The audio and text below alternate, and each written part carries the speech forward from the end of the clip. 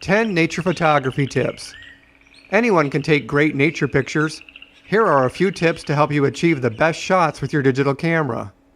Tip number 1. Wait for overcast sun. To get the best wide shots of landscapes, shoot on a bright, overcast day, or a day when the sun goes behind the clouds now and then. On the left, you can see the river looks too spotty with shadows and bright areas. A few minutes later, the sun went behind the clouds, and I got the shot on the right. The exposure is more even, and you're able to see everything better. However, there are times when you want shadows and highlights. Which brings me to tip number 2, shadow and light. Here, I'm taking creative shots that intentionally capture different lighting effects. On the left, leaves from a tree above cast shadows onto a decaying log. On the right, sunlight shines down onto the center of a fern, creating a spotlight effect. You'll have to pay close attention to your camera's exposure controls when shooting in different lighting situations that vary so dramatically. Many cameras have spot exposure settings, or you can move the exposure levels up and down before taking your shots. Tip number 3. Shoot many angles. Digital photography is cheap, and you don't want to miss out on the perfect shots of your subjects. On the left, this pathway bridge feels inviting. You want to walk across it to see where it will take you. On the right, this angled perspective lets you see more of the distant trail, plus more of the surroundings, like the river below. This leads me to tip number 4, framing and composing. On the left, I decided to shoot down and add a slight angle to get both the stems and the interesting tops of these unique mushrooms. On the right, I put my camera at ground level so you can see more of the background as these tentacle-like fungi emerge from the soil. Shooting straight down from the top wouldn't be as interesting. It all depends on what you want to highlight in your subject. Don't be afraid to experiment. Tip number 5, orientation. Orientation is another form of framing. On the left, I've chosen to turn the camera sideways and shoot in portrait mode. This captures the entire mushroom as well as much of the river and background behind it. I typically choose portrait when the height is more important than the width. In this picture, I wanted to shoot landscape since I was not interested in the height or the stem of the flower. I'm able to capture some of the surrounding leaves as well for a nice composition. Don't be afraid to shoot off angle either for a unique unstable effect.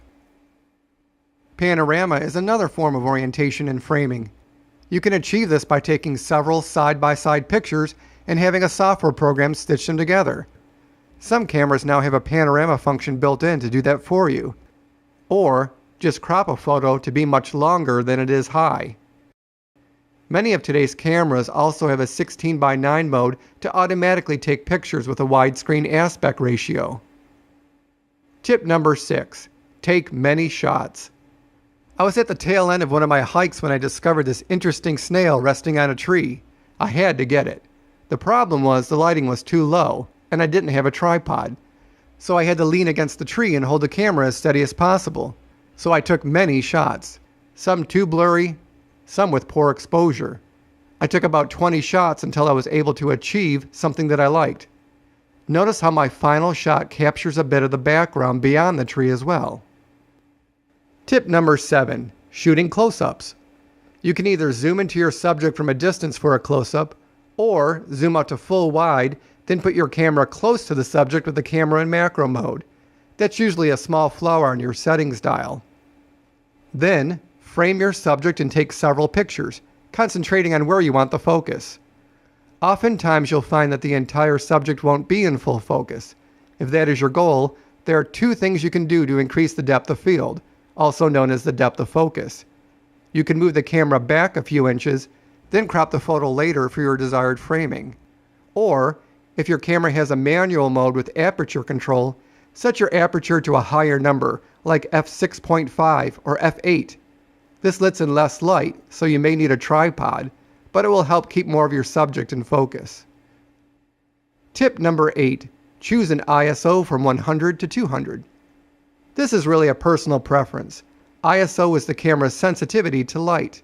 The higher the number, the higher the sensitivity, and the quicker the camera will take a shot. This helps grab better shots when shooting handheld without a tripod, or when taking pictures of subjects that may move. The problem with ISO is that the higher you go, the grainier the picture will be. Many cameras can force the ISO to not go beyond a personal setting. I keep mine on ISO 100 to be ready for a variety of shots, and not to have too much grain in the finished picture.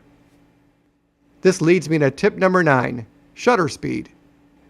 The shutter speed is how quickly a camera takes a shot. The more light, the quicker the shutter speed, and the sharper the image. In auto mode, the camera chooses the best shutter speed for your lighting situations. But you can force it in manual mode for some interesting effects, like making water look like flowing silk.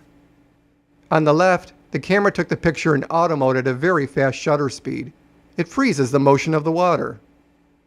On the right, I lowered the shutter speed to 1/10 of a second, raised the aperture to f8 to shut out some light since I was slowing down the shutter, and put the camera on a tripod. This allows the moving water to blur while keeping the non-moving rocks in sharp focus. It's best to do this on a cloudy, overcast day when the sun isn't too bright. Play around with different shutter speeds and apertures so the image doesn't under or overexpose. Again, take many shots. And finally, tip number 10, protection. You'll want to make sure you have 3 things on every hike: sunscreen, insect repellent, and water. Apply a thick layer of 30 SPF sunscreen right before your hike.